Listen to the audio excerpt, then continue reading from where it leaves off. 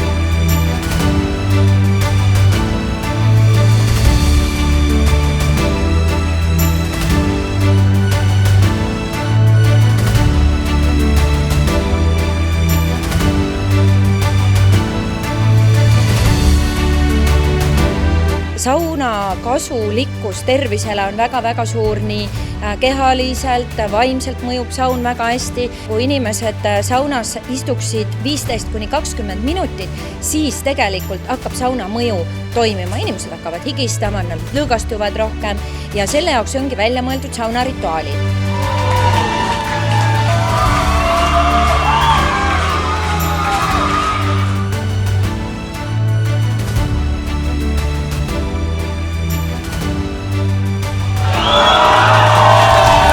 Aga väga nagu see tänutunne lihtsalt nii meeletu, aga selle kõige taga oli lihtsalt ainult meie tiim.